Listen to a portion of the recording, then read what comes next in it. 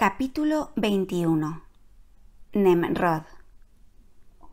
Uno de los principales jefes de la edificación de la torre fue Nemrod, que más tarde fue tenido por Dios bajo el nombre de Belo. Fue el antepasado de Derketo y de Semíramis, que recibieron veneración como diosas. Este mismo Nemrod edificó la ciudad de Babilonia con las piedras de la torre de Babel, y Semíramis terminó en sus tiempos esta obra. Nemrod puso también los fundamentos de la ciudad de Nínive, introduciendo la costumbre de poner bases de material a las habitaciones y tiendas de campaña. Fue un renombrado cazador y un tirano en su gobierno. Había por aquel tiempo grandes y temibles animales que causaban daños y devastaciones. Por esto, las expediciones contra estos animales eran casi como las expediciones guerreras contra los enemigos. Los que lograban matar animales más dañinos y fuertes eran tenidos por semidioses. Nemrod forzaba a otros hombres a someterse a su tiranía. Ejercía culto de idolatría, estaba lleno de crueldad, practicaba la magia y tuvo mucha descendencia. Llegó a la avanzada edad de 270 años. Tenía una tez amarillenta. Desde joven llevó una vida salvaje. Era un instrumento del demonio y muy dado a las observaciones de la astrología. De las mismas figuras y representaciones que él veía en los astros y en las estrellas, con las cuales predecía cosas sobre pueblos y razas, hacía luego imágenes de ídolos, que pasaban más tarde a ser adorados como dioses. De este modo recibieron los egipcios la esfinge y los diversos ídolos de varios brazos y cabezas, que son invenciones de Nemrod. Por 70 años estuvo Nemrod empeñado y preocupado con estas visiones diabólicas, formando luego con ellas el culto de los ídolos y los sacrificios, e instituyendo la casta de los sacerdotes para este culto idolátrico. Por medio de su ciencia diabólica y por la violencia que ejercía, había logrado sujetar a las demás tribus y llevarlas al proyecto de la construcción de la Torre de Babel. Cuando se declaró la confusión de las lenguas, muchas tribus se separaron de su dominio y las más depravadas de ellas se dirigieron al mando de Mesraim a las tierras de Egipto. Nemrod edificó entonces Babilonia, sujetó a su tiranía a las demás tribus de los alrededores y fundó el reino babilónico. Entre sus numerosos hijos se enumera a Nino y a Derketo, que después fue tenida por una diosa. Capítulo 22. Derketo.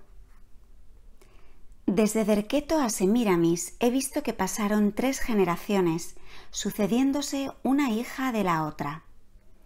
He visto a Derketo como una mujer grande y fuerte, vestida de pieles, con muchos adornos colgantes de cueros y una especie de cola de animal.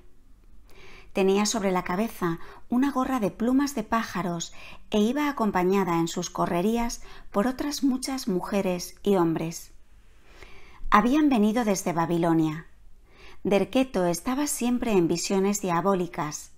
Profetizaba esto o aquello, fundaba pueblos, ofrecía sacrificios y hacía continuas correrías por las comarcas cercanas y aún las más alejadas. Llevaba a veces una raza de gente consigo, con sus ganados y haberes. Profetizaba buena permanencia en un lugar. Levantaban grandes piedras como recuerdos, ofrecían sacrificios y se entregaban a las orgías con las gentes que llevaban consigo.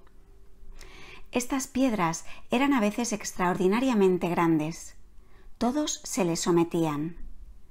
Ella se encontraba en todo lugar. Era venerada como una diosa y en edad avanzada tuvo una hija que siguió todo su proceder.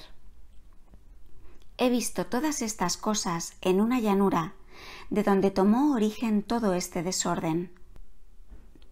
Más tarde la he visto, ya anciana de aspecto feroz, en una ciudad cerca del mar, ocupada en obras de magia, y como en éxtasis diabólico decía a las gentes allí reunidas que ella debía morir por todos y sacrificarse. Añadió que ya no podía quedarse más tiempo con ellos, pero que quería transformarse en un pescado para estar siempre en la cercanía con ellos. Señaló la veneración y el culto que le debían tributar, y en presencia de todo el pueblo se precipitó en las aguas del mar. He visto que de inmediato se levantó un gran pescado de entre las olas y que el pueblo lo saludó con toda clase de manifestaciones de veneración, de sacrificios y de desórdenes. De todas las cosas que habían pertenecido a Derketo se originó una serie de supersticiones y de culto idolátrico. He visto también que las profecías, misterios y alucinaciones que ejercía Derketo tenían relación en gran parte con el agua y su significación. He visto surgir a otra hija de Derketo desde una pequeña montaña. Pronto debía ganar influencia y poderío. Esto sucedía todavía en tiempos de Nemrod. Eran de la misma raza. A esta hija de Derketo la he visto obrar en todo como su madre y aún más desenfrenadamente. Hacía a menudo largas correrías para cazar fieras con grande acompañamiento de gente y a veces a cientos de millas en comarcas lejanas. Entretanto ofrecía sacrificios, ejercía la magia y adivinaba lo futuro. Fundaba poblaciones en diversos lugares y establecía el culto idolátrico por doquier. A esta la he visto arrojarse a las aguas, luchando contra un hipopótamo de gran tamaño. A su hija, Semiramis, la he visto en una alta montaña, rodeada de riquezas y tesoros del mundo, como si el diablo se las mostrase para dárselas, y luego he visto cómo completaba la corrupción de su raza en la ciudad de Babilonia. En los primeros tiempos, estos estados de posesión diabólica eran en muchos en general tranquilos, sin ruido. Más tarde se hicieron mucho más manifiestos y violentos. Estas personas se convirtieron de este modo en jefes y conductores y fueron tenidas por dioses. Introdujeron toda clase de prácticas de culto según sus falsas visiones. Exteriormente hacían toda clase de grandes empresas con arte, usando la violencia. Como estaban llenos de ciencia diabólica, inventaron cosas maravillosas. De este estado nació en un principio una casta de señores y sacerdotes, más tarde solo sacerdotes. En los primeros tiempos he visto más mujeres que hombres con estas malignas influencias que actuaban de común acuerdo en la ciencia y en el obrar. Muchas cosas que se cuentan de estas personas son deformaciones de sus estados extáticos, magnéticos y diabólicos, y según hablaban, adivinaban y enseñaban como verdades las alucinaciones que sufrían por arte del demonio. También los judíos ejercitaban en Egipto muchas de estas artes oscuras. Moisés las desarraigó y fue el verdadero vidente de Dios. Entre los rabinos quedó parte de esta enseñanza secreta que fue privilegio de sus sabios. Esto degeneró con el tiempo entre el pueblo ignorante en prácticas bajas que acabaron en brujerías y en diversas supersticiones. Todo esto proviene de la única fuente diabólica, del árbol del mal y del reino de las tinieblas. Estas representaciones las veo como oscuras nubes sobre la tierra, muchas veces debajo de la misma tierra. En el magnetismo hay bastante elemento de este poder oculto. Capítulo 23. Carácter de las visiones diabólicas. Para estos primeros servidores de los ídolos era el agua cosa muy sagrada. En todos sus cultos y ceremonias intervenía el agua. El principio de sus visiones diabólicas se obraba observando dentro del agua. Tenían depósitos particulares de agua sagrada. Más tarde, ese estado de alucinación se volvía permanente y tenían visiones aún sin el agua. En cierta ocasión pude observar cómo veían sus malas visiones. Era cosa sumamente curiosa. He visto debajo de las aguas como si estuviese allí el mundo exterior con todas las cosas tal como están a la vista. Solo noté que estaba todo como velado y en una esfera de malicia. Así veía un árbol bajo el árbol que estaba arriba, una montaña correspondiente a la de arriba, el mar bajo el mar. De este modo, estas mujeres, con la influencia del demonio, veían todas las cosas de la tierra, las guerras, los pueblos, los peligros, pero no se contentaban con ver las cosas como sería ahora, sino que de inmediato obraban según las visiones que habían tenido. Veían un pueblo y pensaban: podemos dominar a estas gentes y sujetarlas a nosotros. Es posible asaltar aquella ciudad. Más allá es conveniente fundar una fortaleza o una población. Veían hombres o mujeres de superior categoría y mejor raza y estudiaban el modo de seducirlos y corromperlos.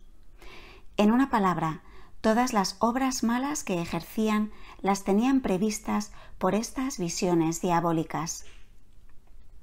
Así, Derketo vio de antemano que debía echarse al agua, que se cambiaría en pez y que sería adorada, y lo hizo como lo había visto con anticipación. Aún sus mismas orgías y desórdenes los veía de antemano. Luego los ejecutaba según le eran mostrados. La hija de Derketo vivió en un tiempo en que se construían grandes diques y largos caminos. Hacía correrías lejanas hasta el Egipto y toda su vida fue una constante cacería y asaltos. Una banda de los suyos fue la que robó y asaltó en Arabia al paciente Job. Las artes diabólicas de magia y de visiones tomaron gran incremento en Egipto.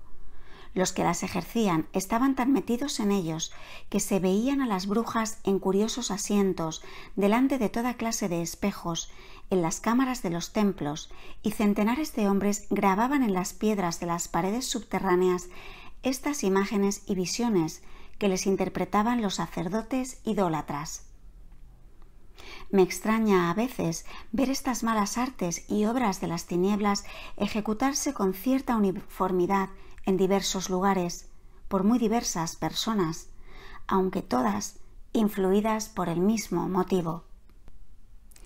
Solo se diferencian en las diversas costumbres y malas tendencias de los pueblos. Algunos pueblos no estaban tan sumidos en la corrupción, sino que algo más cercanos a la verdad.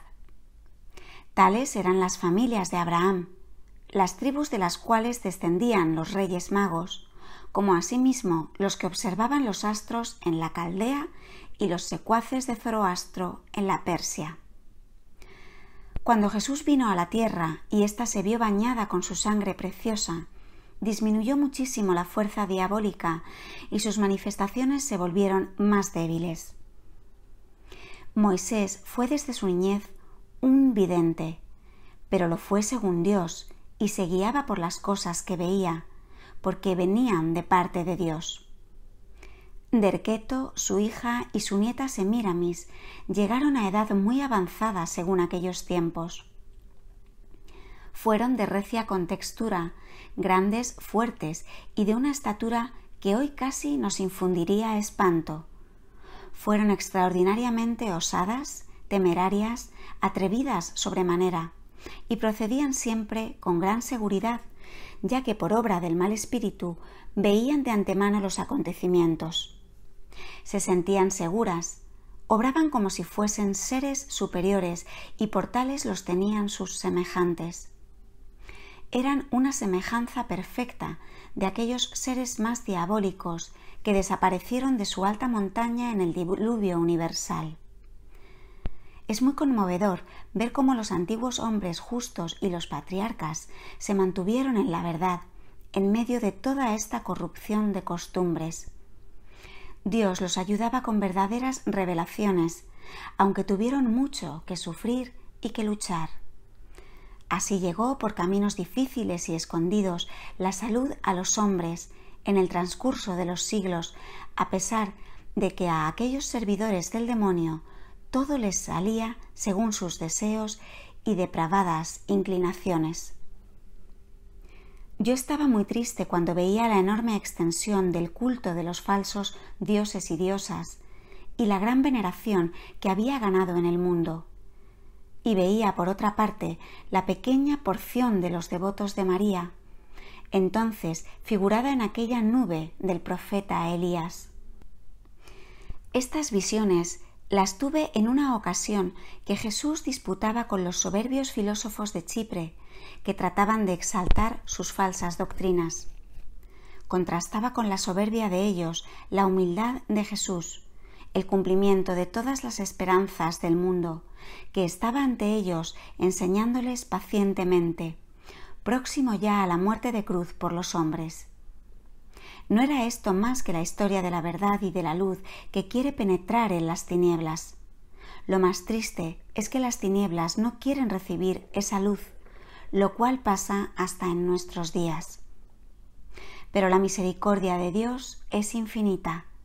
Yo he visto que en el diluvio universal muchos hombres se convirtieron en los momentos de espanto y de terror al verse perdidos y que pasaron en el purgatorio.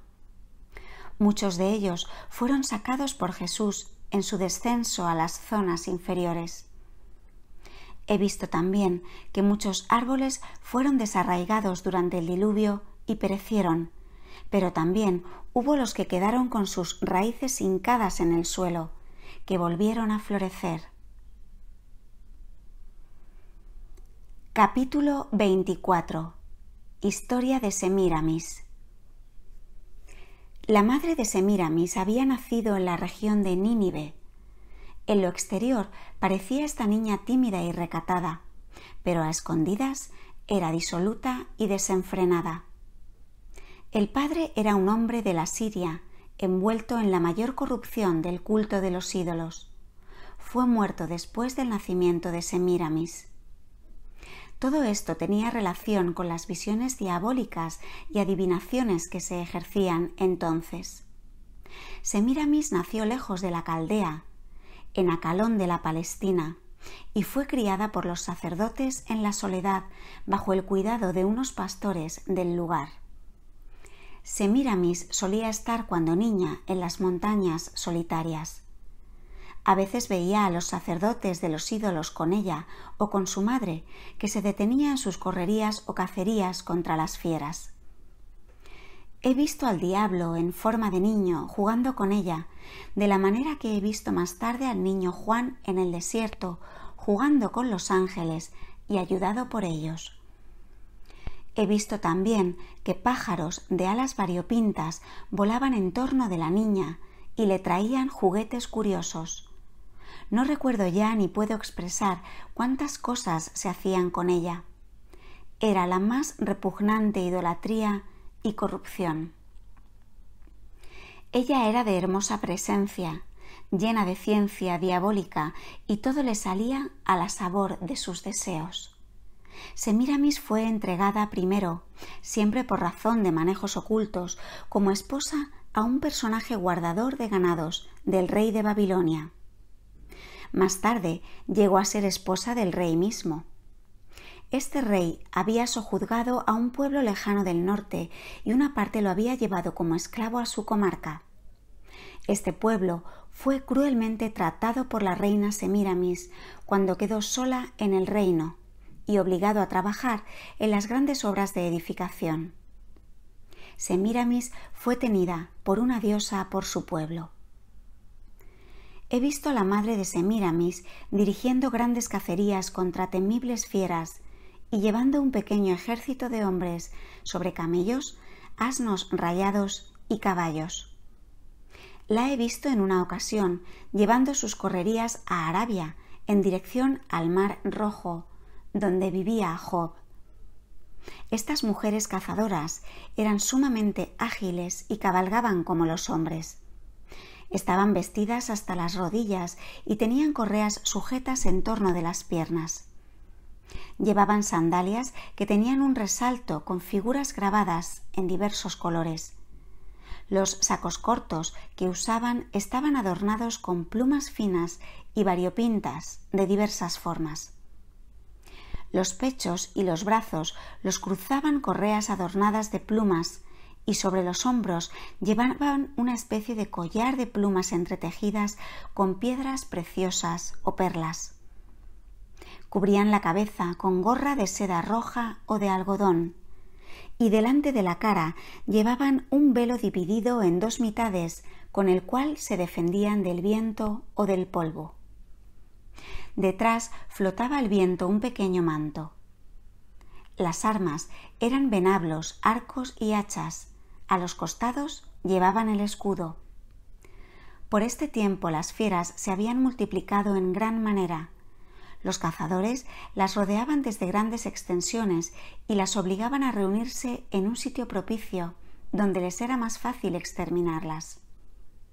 Cavaban fosos y hacían trampas para cazarlas, y allí las ultimaban con lanzas y palos. He visto a la madre de Semíramis cazando el animal que Job describe con el nombre de Behemoth. Cazaban tigres, leones y otros animales semejantes. En estos primeros tiempos no he visto monos. También cazaban en las aguas, donde ejercían por medio de ella varias supersticiones y artes diabólicas. La madre de Semíramis no era exteriormente, por lo menos, tan depravada como su hija. Con todo, tenía un aspecto demoníaco y era de fuerza y osadía terribles. Fue algo espantoso verla cómo luchaba contra un terrible hipopótamo del Nilo hasta arrojarse en el agua en su persecución. Cabalgaba sobre un dromedario y persiguiendo su presa cayó en las aguas. Fue después venerada como diosa de la caza y tenida por bienhechora de los pueblos. Capítulo 25. Fundación de ciudades en Egipto. Volviendo desde una excursión al África, Semíramis pasó por Egipto, reino fundado por Mesraim, nieto de Cam, el cual a su arribo a estas tierras había encontrado ya algunas tribus dispersas y corruptas. Egipto fue fundado y establecido como reino con varias tribus de gentes, y por eso tenía ya a uno ya a otro de entre ellas como jefe. Cuando llegó Semíramis a Egipto había 4 ciudades. La más antigua era Tebas, donde vivía una raza más esbelta, ágil y activa que en la ciudad de Menfis, cuyos habitantes eran de raza inferior. Estaba situada en la orilla izquierda del Nilo, a donde se llegaba por un largo puente. En la parte derecha estaba el castillo donde en los tiempos de Moisés vivió la hija del faraón. Los habitantes, oscuros de cabellos lanosos, fueron desde los primeros tiempos esclavos y nunca reinaron sobre el país. Los que primero llegaron y edificaron Tebas vinieron, me parece, de otras partes de África. Otros vinieron a través del Mar Rojo, por el lugar donde más tarde pasaron los israelitas. La tercera ciudad se llamaba Chume en un principio, luego Heliópolis. Está situada muy lejos de Tebas. Cuando María, José y el niño Jesús huyeron a Egipto, había aún grandes edificios en torno de esta ciudad. Más abajo de Menfis está la ciudad de Saís. Creo que es más antigua que Menfis. Cada una de estas 4 ciudades tenía su propio rey. Semíramis fue muy honrada en Egipto y aumentó con proyectos y artes diabólicas la idolatría que allí se ejercía. La he visto en Menfis, donde ofrecían sacrificios humanos, hacer planos y ocuparse en observar los astros y en obras de magia. No he visto por este tiempo al buen Apis, pero sí un ídolo con cabeza como el sol y terminando en cola. Ella dio allí el plano para la primera pirámide, que se edificó sobre la orilla oriental del Nilo, no lejos de Menfis. En esta obra se vio todo el pueblo obligado a trabajar. Cuando esta pirámide estuvo terminada, he visto volver a Semíramis con 100 de sus guerreros. Se celebró una fiesta de inauguración y Semíramis fue venerada casi como una diosa. Esta pirámide estaba edificada sobre un lugar donde había agua y pantanos. Por eso se había hecho un fundamento sólido de grandes pilares que parecía un inmenso puente sobre el cual se levantó luego la pirámide. Debajo de la pirámide se podía caminar, alrededor como en un gran templo de columnas. Allí debajo habían hecho muchas cámaras, espacios, prisiones y salas. En la parte interior de la pirámide había muchas cámaras pequeñas y en la exterior se veían muchas ventanas y aberturas de las cuales colgaban paños y lienzos que flotaban en el aire. En torno de la pirámide había grandes jardines y lugares de baño. En el interior de esta pirámide se ejercía la más abyecta idolatría. Mejor dicho, era el sitio de la observación de los astros, de la magia y de las peores corrupciones. Se sacrificaban niños y ancianos. Astrólogos, hechiceros y magos de toda categoría tenían allí su asiento, su morada y sus diabólicas visiones e ilusiones. En el lugar de los baños había una instalación para purificar las aguas del Nilo. Más tarde he visto a mujeres egipcias en grandes orgías en estos baños, relacionadas con las mayores atrocidades del culto de los dioses. Esta pirámide no subsistió por mucho tiempo. Fue destruida.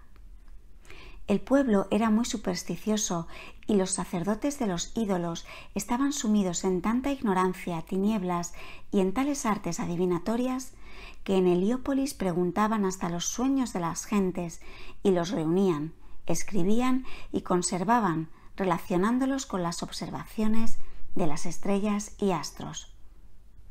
Cada vez había más personas magnetizadas con visiones diabólicas, las cuales mezclaban algo de verdad con falsedades. De este modo se ordenó el culto de los ídolos y aún la cronología de los egipcios. He visto, por ejemplo, que los dioses Isis y Osiris no eran otra cosa que José, virrey de Egipto, y Asenté, su esposa, que los astrólogos de Egipto habían predicho a raíz de visiones diabólicas y que ellos habían colocado entre sus dioses. Cuando llegaron, fueron venerados como dioses. He visto que Asenté se lamentaba y lloraba por ello, y hasta escribió en contra del culto que se le tributaba. Capítulo 26. Las cronologías del Antiguo Egipto.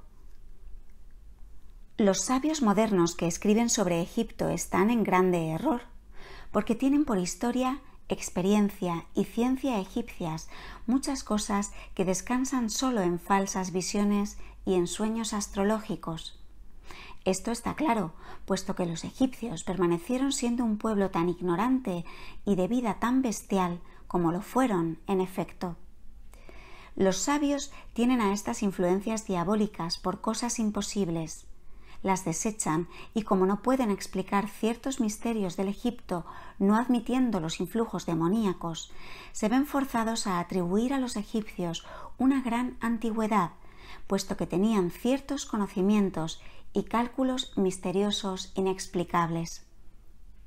Yo misma he visto que ya en los tiempos de Semíramis en Menfis, estos sacerdotes tenían desde entonces grandes pretensiones respecto de la antigüedad y hacían toda clase de embrollos en los cálculos de sus reyes. Pretendían siempre aparecer como el pueblo más antiguo y confeccionaban cálculos y dinastías de reyes equivocados. Así llegaron a colocarse completamente fuera de toda cronología. Como repetidas veces cambiaban y corregían sus cálculos interesados, al final ya no supieron cuál era la verdadera cronología de su país. Como además solían perpetuar sus fechas equivocadas con grandes edificios y largas inscripciones, la confusión se hizo total e irremediable. He visto que contaban el tiempo de los antepasados y de los descendientes, de tal modo que si el día de la muerte del padre fuera el del nacimiento del hijo. Los reyes siempre discutían con los sacerdotes sobre estos cálculos e interponían entre sus antepasados a personas que ni siquiera habían existido. He visto que los 4 reyes o faraones que reinaron al mismo tiempo en Tebas, Heliópolis, Menfis y Saís los calculaban como si hubiesen reinado uno después de otro. He visto también cómo en ocasiones contaban un año por 970 días, meses por años y viceversa. Me fue mostrado cómo un sacerdote que hacía cuentas le salían siempre 1100 años, donde en realidad no había más que 500. Todas estas cuentas falsas me fueron mostradas en una ocasión en que Jesús, en Aruma, hacía la instrucción del sábado y hablaba a los fariseos de la vocación de Abraham y de su estadía en Egipto. Les hizo ver la falsedad de los cálculos exagerados de los sacerdotes egipcios. Jesús le dijo a los fariseos que el mundo tenía entonces 4028 años de existencia. Cuando oí decir esto a Jesús, estaba él mismo en el 31º de su edad. En esta misma oportunidad he visto que mucha gente iba en peregrinación al supuesto sepulcro de Set, a quien tenían por Dios y cuyo sepulcro creían que estaba en Arabia. Estos viajes eran muy peligrosos y largos. Me parece que aún hoy viven algunas de estas gentes que atraviesan ahora por territorio turco y se les permite pasar precisamente porque se dirigen a ese sepulcro sagrado. Capítulo 27. Melquisedec. He visto muchas veces a Melquisedec, pero nunca como un hombre, sino como un ser de otra naturaleza, como mensajero y enviado de Dios. Jamás he visto un determinado lugar de su habitación, ningún país que fuera su patria, ninguna relación de Melquisedec con parientes, ascendientes o descendientes. Jamás lo he visto que comiera, bebiera o estuviera descansando o durmiendo. Ni siquiera me entraba la duda de que pudiera ser un hombre como los demás. Tenía vestiduras tales que nadie las usaba sobre la tierra, ni sacerdotes ni otras personas. En cambio, he visto que tenía parecido con los ángeles que yo veía en la celestial Jerusalén, y con el estilo que más tarde, por orden de Dios, Moisés hizo confeccionar los vestidos sacerdotales. He visto a Melquisedec en diversos lugares, apareciendo para aconsejar, interceder, ordenar muchas cosas que miraban al bien de los pueblos y las tribus, como también en ocasiones de triunfo en algunas batallas. Donde él se presentaba, su autoridad era incontrastable. Todos la acataban aún por el prestigio personal que rodeaba su aparición. Nunca he visto que alguien le resistiese, a pesar de que no usaba medio violento, y todos los hombres, aun los idólatras y paganos, recibían sus decisiones y cumplían sus órdenes. He visto que no tenía ningún semejante, ningún compañero, siempre aparecía solo.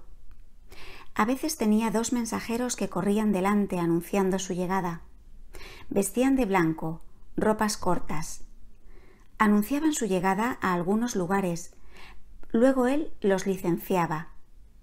Todo lo que necesitaba lo tenía siempre consigo.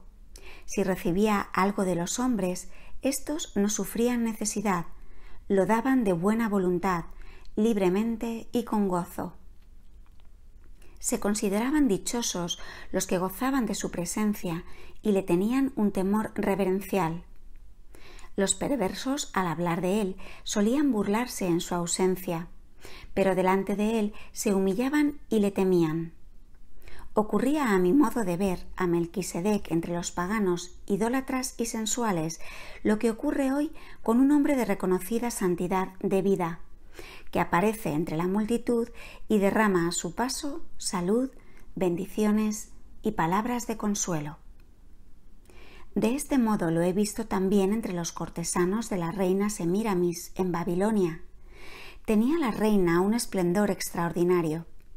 Hacía construir con turbas de esclavos los más soberbios edificios y trataba a estos pueblos con mayor crueldad que los faraones, a los hijos de Jacob en Egipto. Se ejercía allí la más abominable idolatría.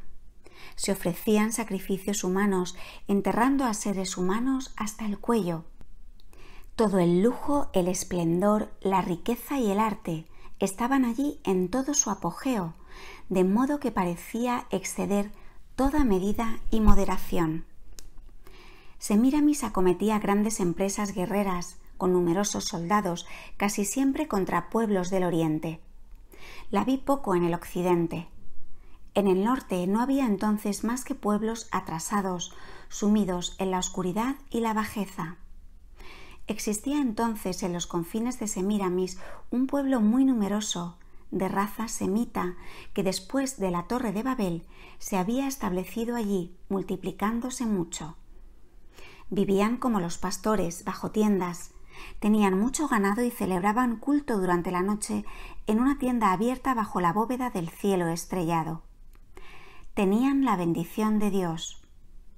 Todo prosperaba entre ellos y sus animales eran siempre los mejores y más preciados. A esta raza bendecida pensó la satánica Semíramis destruirla y ya había comenzado su obra en parte. Sabía la perversa mujer, por la bendición que había en esa raza, que Dios tenía algún designio especial con ese pueblo, y por esto, como ella era hechura del demonio, quiso destruirlo. Cuando la persecución se hizo intolerable, vi aparecer a Melquisedec. Se presentó ante Semíramis y le exigió que dejase partir de allí a ese pueblo. Le echó en cara su crueldad. Ella no pudo oponer resistencia a la exigencia de Melquisedec, que sacó a ese pueblo elegido y en diversos grupos lo trasladó a la tierra prometida.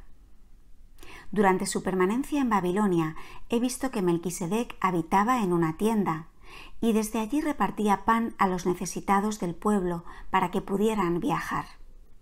Llegados a la tierra de Canaán, les enseñó lugares para edificar y adquirieron tierras en propiedad.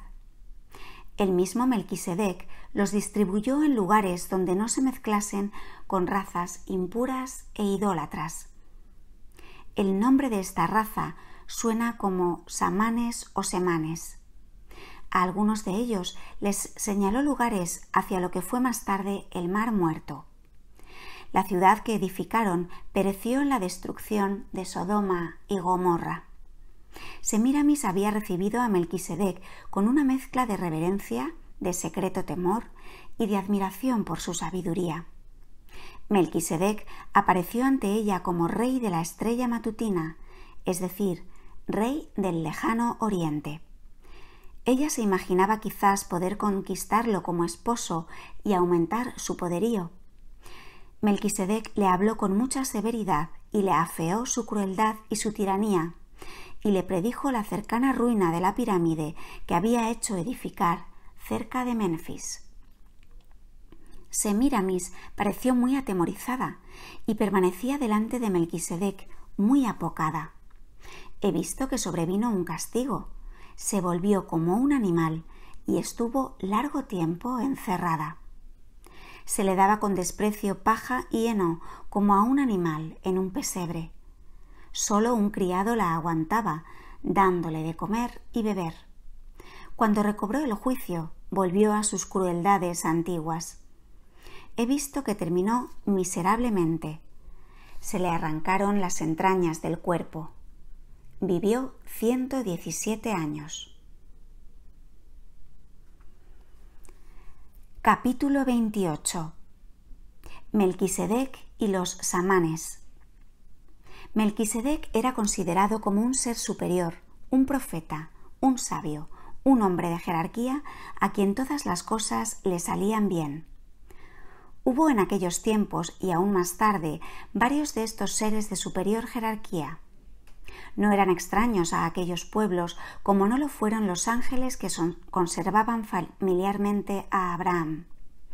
Pero he visto que también había apariciones de seres malignos que trataban de turbar las obras de los buenos.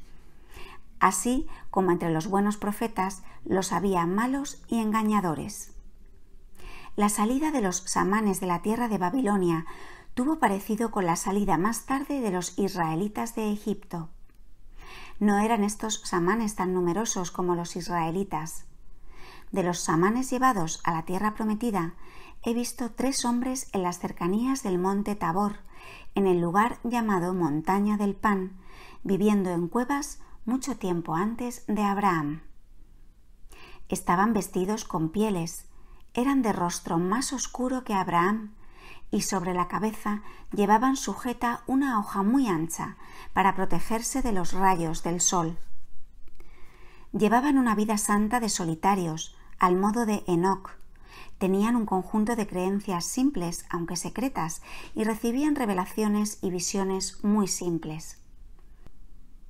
Había en su religión la persuasión de que Dios se ligaría un día con los hombres, y como si ellos debían preparar el camino para su realización.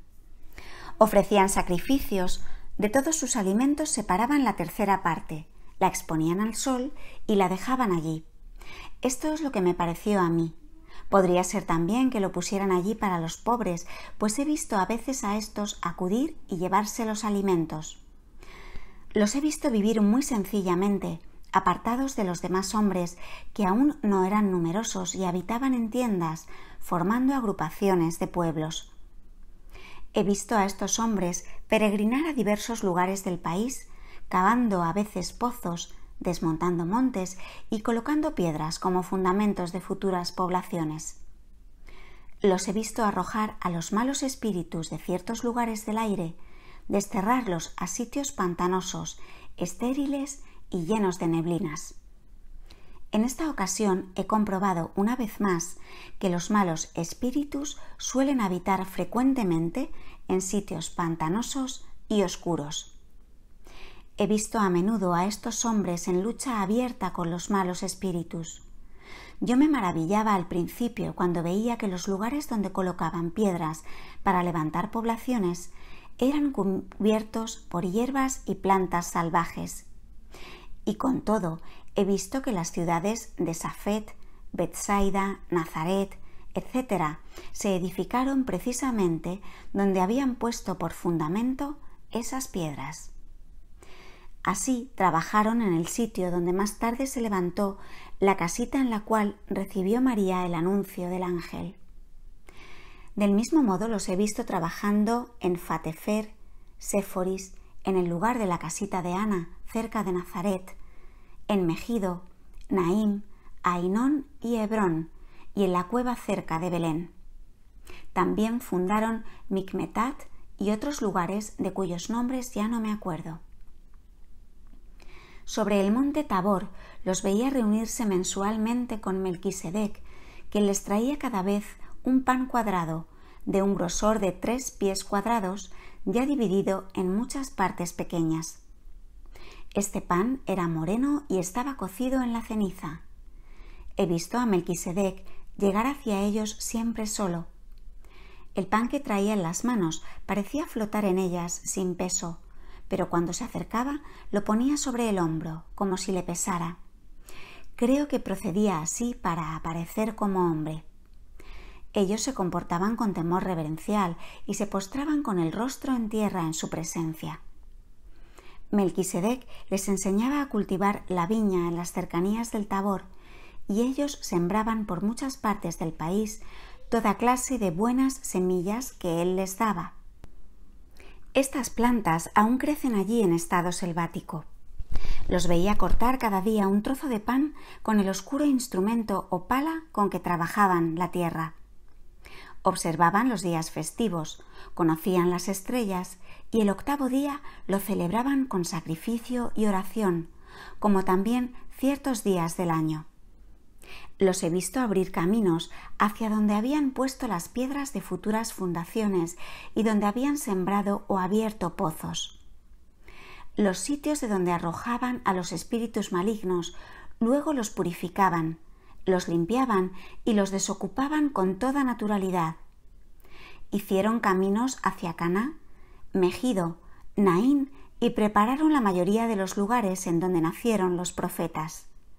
Pusieron los fundamentos de Abel-Mehola y Dotaim e hicieron el hermoso pozo y los baños de Betulia. A Melquisedec lo veían caminando de un lado a otro del país y nadie sabía cuál era su residencia. Los hombres me parecían muy viejos, pero aún activos y llenos de vida. En el paraje donde estuvo después el Mar Muerto y en Judea ya había ciudades. También había algunas en el norte del país. En cambio, en el centro no había ninguna población. Aquellos 3 varones se cavaron ellos mismos su sepultura, el uno cerca de Hebrón, el segundo cerca del Tabor y el tercero no lejos de Safet. Estos varones fueron para Abraham lo que fue más tarde Juan para la venida de Jesús. Ellos preparaban y purificaban el país, hacían caminos, sembraban buenas semillas y frutos y encauzaban canales de agua para el que había de ser padre de las muchedumbres del pueblo de Dios. Juan, en cambio, preparaba los corazones a la penitencia y al renacimiento por medio de Jesucristo. Ellos hacían para Israel lo que Juan hizo para la Iglesia. He visto en diversos lugares hombres semejantes a estos, los cuales habían sido puestos en sus sitios por el mismo Melquisedec. Muchas veces he visto a Melquisedec mucho antes de Semíramis y de Abraham recorriendo Tierra Santa, entonces salvaje e inculta, ordenando, disponiendo y señalando lugares. Lo veía siempre solo y pensaba para mí, ¿qué querrá este hombre aquí ahora, siendo que no hay nadie en esta tierra? Lo he visto cavar un pozo en una montaña, en donde brotó el río Jordán. Tenía en sus manos un taladro delgado y largo que entraba como un rayo en las entrañas de la tierra. Lo he visto abrir en diversos lugares fuentes de agua. En los primeros tiempos del mundo no había como ahora ríos que fluyen y corren engrosados por la tierra. Veía yo, en cambio, que muchas aguas descendían desde una alta montaña en el oriente.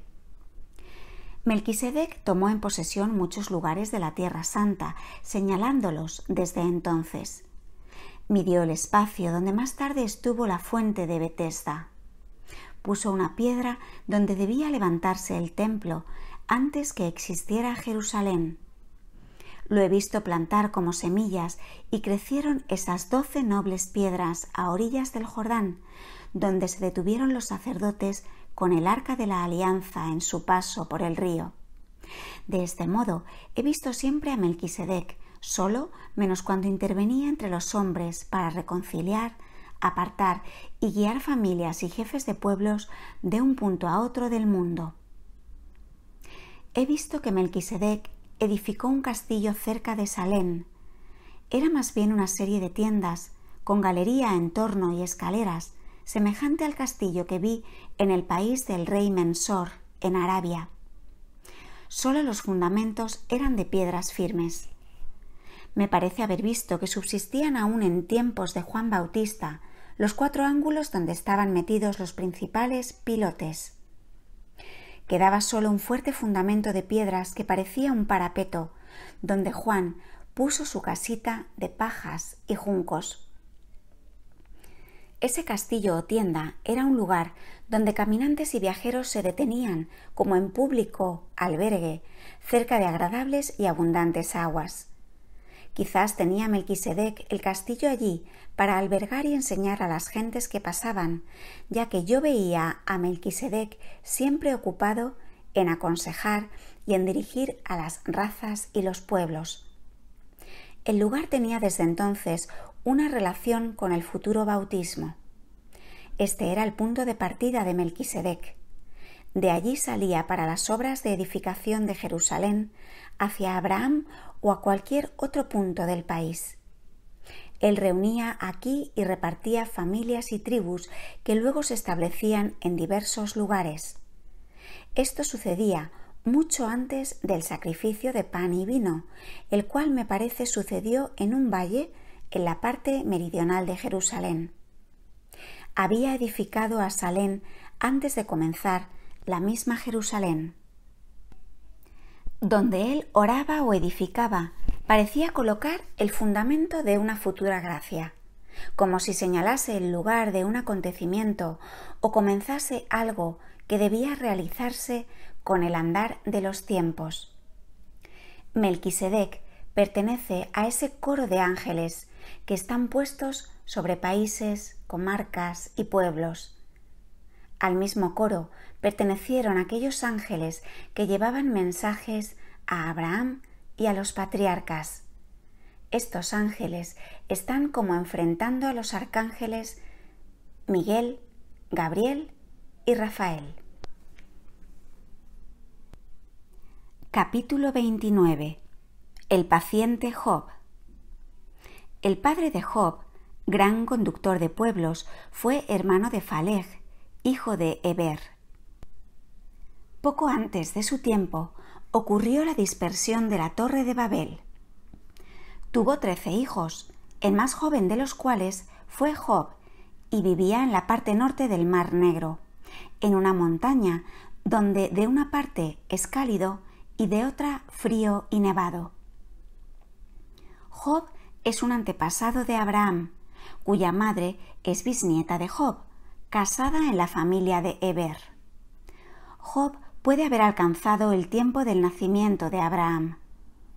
Había vivido en distintos lugares y sus desgracias las padeció en 3 partes. Desde la primera calamidad había tenido 9 años de tranquilidad, en la segunda 7 años y en la tercera 12 años. Las desgracias le pasaron en diversos lugares de su habitación. En ninguna de sus calamidades había quedado reducido a la última miseria, de modo que no tuviera ya nada. Quedaba reducido a la pobreza en comparación con su abundancia anterior. Siempre, empero, había podido pagar sus deudas con lo que le quedaba. Job no pudo permanecer en la casa de sus padres. Tenía otras inclinaciones.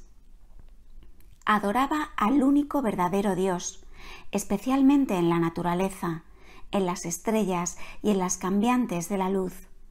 Hablaba siempre de las admirables obras de Dios y tenía un culto de la divinidad, puro y simple. Al separarse de su padre, se dirigió con los suyos al norte del Cáucaso. Aquí encontró una comarca muy miserable y cenagosa. Creo que hoy vive allí una gente de narices chatas, abultados pómulos y ojos pequeños. Aquí comenzó a trabajar y todo le prosperaba. Reunía a toda clase de gentes pobres y desamparadas, que vivían en cuevas y matorrales y no tenían para alimentarse otra cosa que aves y animales de caza que comían crudos, hasta que Job les enseñó a preparar debidamente los alimentos. Les enseñó a cultivar la tierra. Job y su gente llevaban pocos vestidos y vivían en tiendas de campaña. Job tenía ya mucho ganado, asnos manchados y otros animales. Le nacieron aquí, en una vez, 3 hijos y en otra ocasión 3 hijas. No tenía aún ciudad estable, sino que se trasladaba de una parte a otra de sus posesiones, que alcanzaban una extensión de 7 horas de camino. No cultivaban en esta tierra pantanosa ninguna clase de trigo, sino una gruesa caña que crecía aún en el agua, que contenía una médula que comían como gacha o asaban al fuego. La carne la tostaban al principio al sol en cavidades en la tierra, hasta que Job les enseñó a cocinar. Solían plantar muchas clases de calabazas para su alimento. Job era indescriptiblemente bueno, manso y caritativo, y ayudaba a las gentes pobres. Era muy puro en sus costumbres. Tenía trato familiar con Dios, que se le aparecía con cierta frecuencia en forma de ángel o de hombre sabio, como solían decir las gentes. Estas apariciones angélicas las veía yo en forma de jóvenes resplandecientes, sin barba, con largas y blancas vestiduras de muchos pliegues que caían hasta los pies, de modo que cubrían toda la persona. Estaban ceñidos y los veía tomar alimentos y bebidas. Job era consolado por Dios, por medio de estas apariciones en sus calamidades, y estas mismas juzgaban a sus amigos, a los hijos de sus hermanos y a los parientes. Job no adoraba ningún ídolo como lo hacía la gente de los contornos. Solo se había confeccionado una imagen del Todopoderoso, según su idea. Era la figura de un niño con resplandores en torno de la cabeza, las manos una sobre otra. En una de ellas tenía un globo donde se veían dibujadas aguas y una nave. Yo creo que era una representación del diluvio, del cual hablaba a menudo Job con dos de sus más fieles amigos, ponderando la sabiduría y la bondad de Dios. La figura era resplandeciente como el metal. Él solía llevarla consigo a todas partes. Job ofrecía cereales quemándolos en sacrificio delante de la imagen. He visto que el humo subía como por un tubo hacia lo alto. En este lugar le alcanzó a Job su primera calamidad. Tenía siempre lucha y dificultades con sus vecinos, que eran gente mala. Se trasladó entonces hacia la montaña del Cáucaso, donde recomenzó su trabajo, que prosperó de nuevo. En este lugar empezó, tanto él como su gente, a usar más vestidos. Vivían con más perfección la vida familiar. De este segundo sitio se encaminó Job una vez, con grande acompañamiento hacia Egipto, donde reyes, pastores extranjeros dominaban una parte del país. Más tarde, estos reyes pastores fueron arrojados del país por otro rey o faraón de Egipto. Job tuvo la misión de acompañar a una esposa para uno de estos reyes al Egipto, ya que era pariente de ese rey. Llevaba muchos regalos consigo y he visto como 30 camellos cargados y muchos criados de compañía. Cuando lo vi en Egipto, Job era un joven de gran estatura, vigoroso, de agradable rostro amarillo oscuro y de cabellos rubios. Abraham, en cambio, era de color más claro.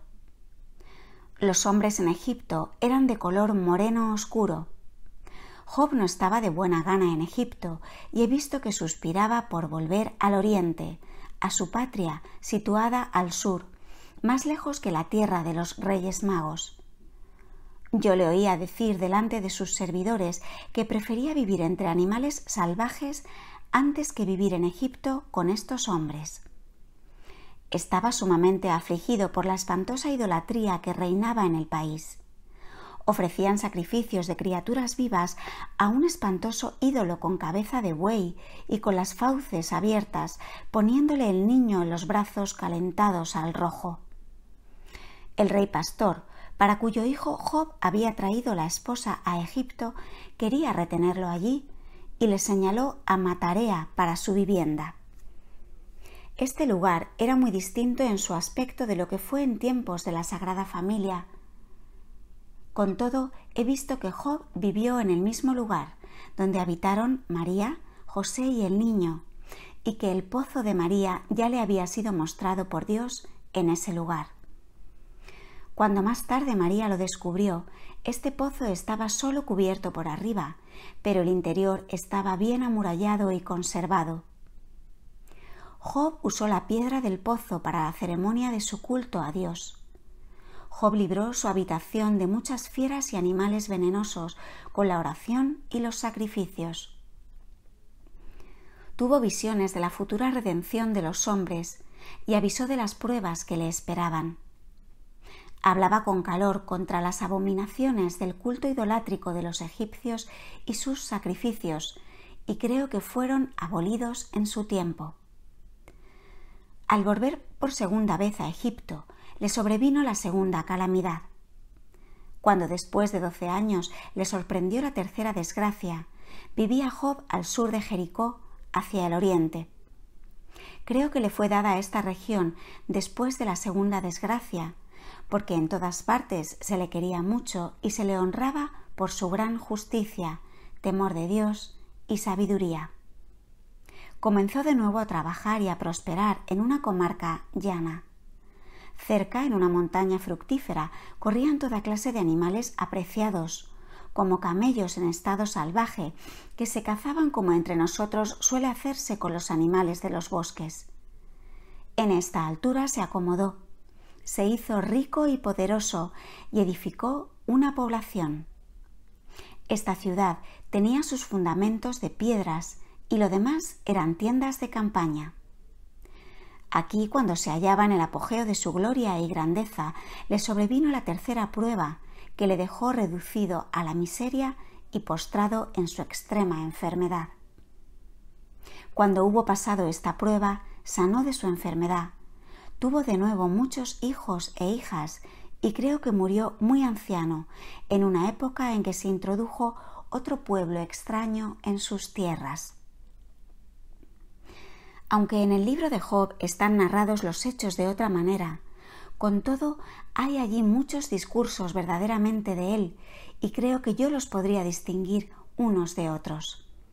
En la historia de los siervos que anuncian uno tras otro, corriendo y seguidos, hay que notar que las palabras «cuando aún hablaba» significan cuando aún la gente hablaba y recordaba las anteriores desgracias de Job, ya sobrevenía la segunda y tercera.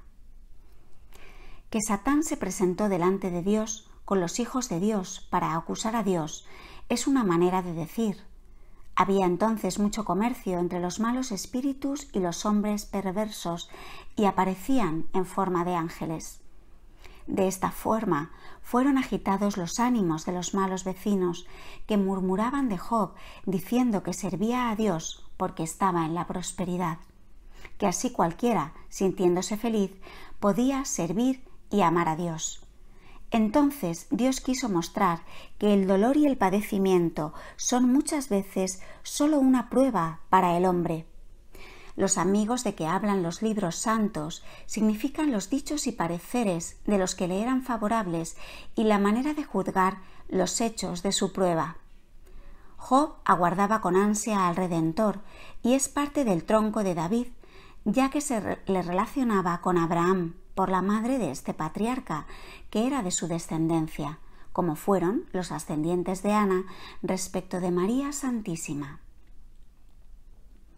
La historia de Job y sus conversaciones con Dios fueron escritas por dos de sus fieles servidores, que eran como sus mayordomos, a los cuales les narró él mismo sus vicisitudes y la historia de sus calamidades. Estos dos servidores se llamaban Ai y Uis o Ois. Escribían sobre cortezas de árboles. Esta historia se conservó como cosa santa entre sus descendientes y llegó de generación en generación hasta Abraham. En la escuela de Rebeca se narraba estas historias a los cananitas para enseñarles la resignación en las pruebas que Dios manda en esta vida. Así llegó esta historia por medio de Jacob y José a los hijos de Israel en Egipto, y Moisés le dio otra redacción para que sirviera de consuelo a los israelitas durante su esclavitud en Egipto y en su peregrinación a través del desierto. Antes la historia tenía mayor extensión. Había muchas cosas en ella que no hubiesen entendido los israelitas, ni les hubiese servido de nada. Más tarde Salomón le dio nueva redacción. Dejó fuera muchas cosas y puso mucho de lo suyo a esta historia. De este modo, el primitivo escrito se fue convirtiendo en un libro de edificación, lleno de la sabiduría de Job, de Moisés y de Salomón, pero difícilmente se puede extraer del escrito de hoy la verdadera historia de Job. También en los nombres de personas y lugares hubo cambios. Se hizo a Job habitante de Idumea para acercarlo más a los pobladores de la tierra de Canaán. Capítulo 30. El patriarca Abraham. Abraham y sus descendientes eran de una raza de hombres de gran estatura. Llevaban vida pastoril y no eran en realidad de Ur, en Caldea, sino que habían emigrado hasta ese lugar.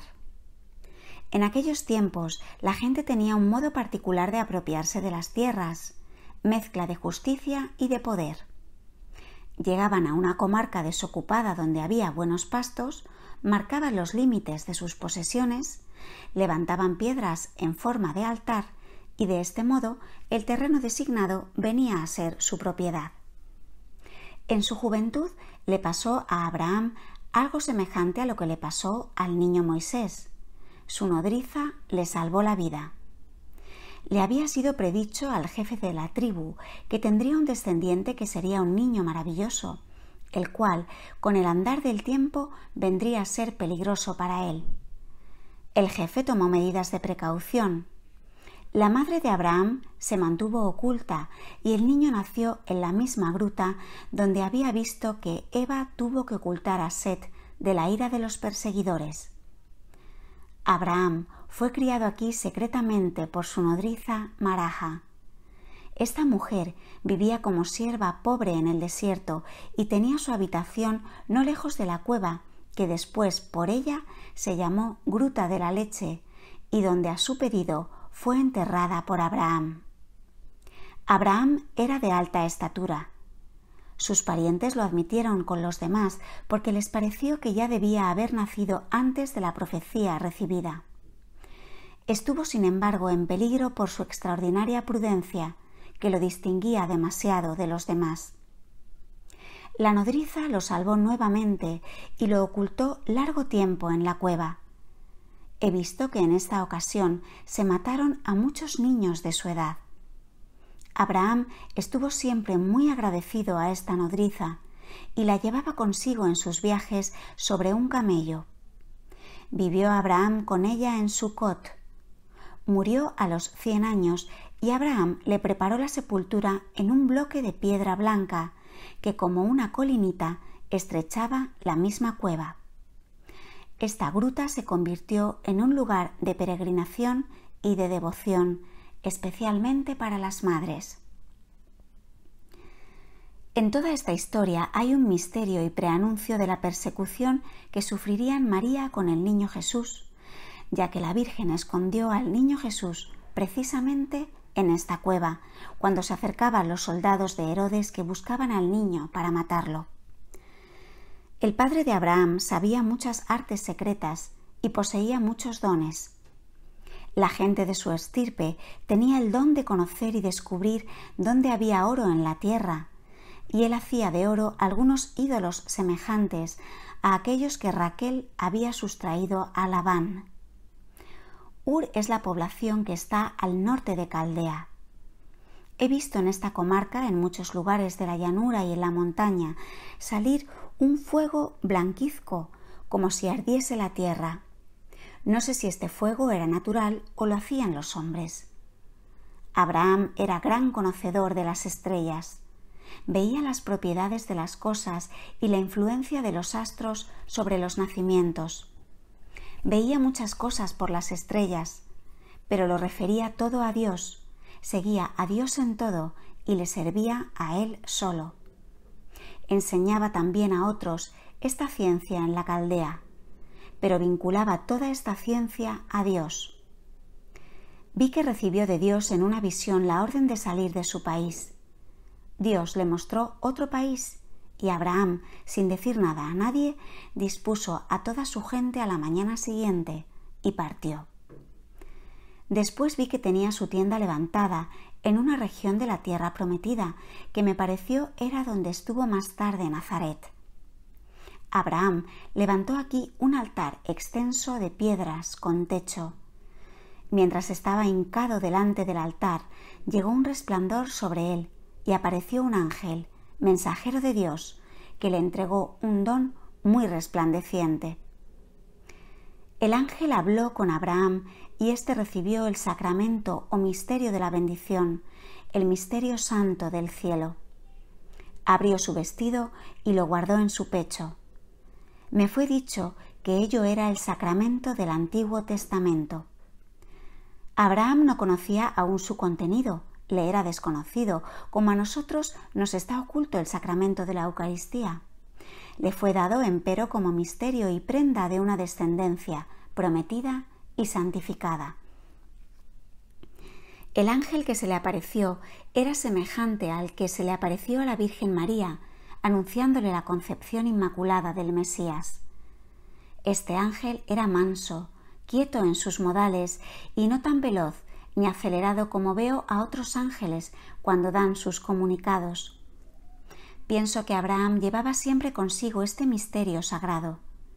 El ángel habló con Abraham de Melquisedec, que celebraría delante de él un sacrificio que debía ser completado después de la venida del Mesías y durar eternamente.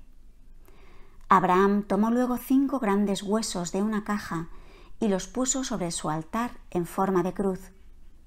Encendió luz delante y ofreció un sacrificio. El fuego brillaba como una estrella, en el medio era blanco y en las puntas rojo. Más tarde vi a Abraham en Egipto con Sara. Había emigrado por necesidad de sustento, pero también para rescatar un tesoro que por medio de una parienta de Sara había sido llevado allí. Esto le había sido revelado y mandado por Dios. El tesoro era un registro de la descendencia de los hijos de Noé, especialmente desde Set hasta ese tiempo. El registro estaba hecho de trozos de oro en forma de triángulos enhebrados. Una hija de una hermana de la madre de Sara lo había sustraído y llevado a Egipto. Esta había venido a Egipto con los pueblos pastoriles de la raza lateral, algo decaída de la civilización del patriarca Job. Allí había servido como sirvienta. Había sustraído el tesoro, de igual modo que Raquel sustrajo los ídolos de Labán.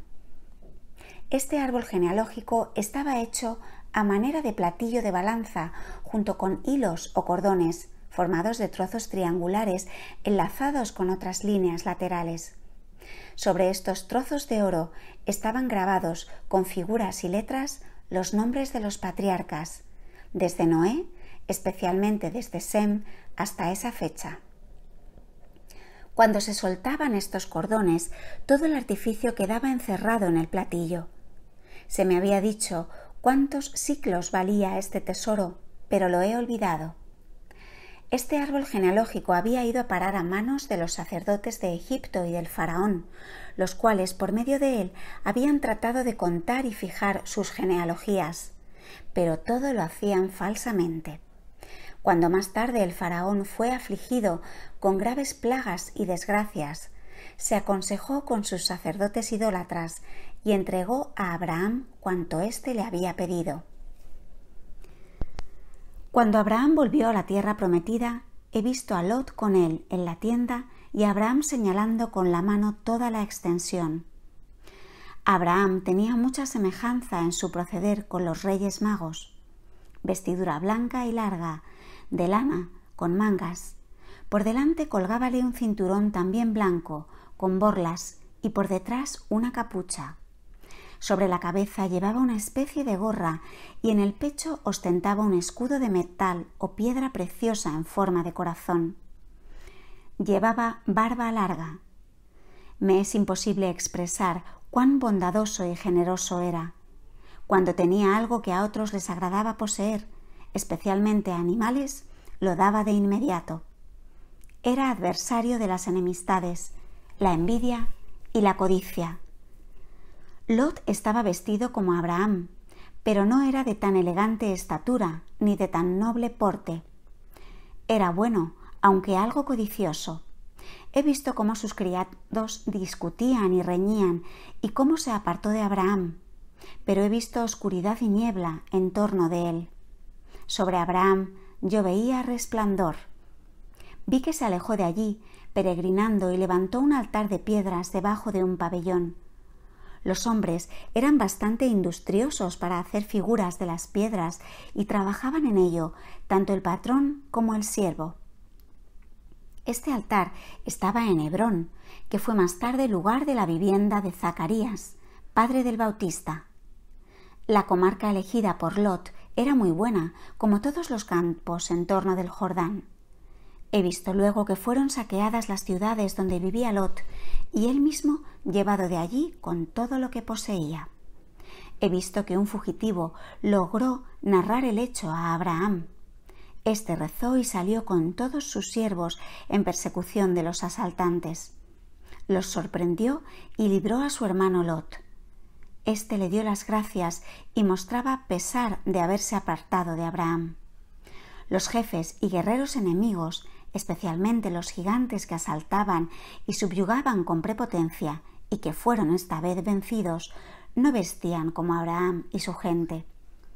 Llevaban vestidos más angostos y más cortos. Su vestimenta tenía más pliegues, con muchos botones y adornos de estrellas y alhajas.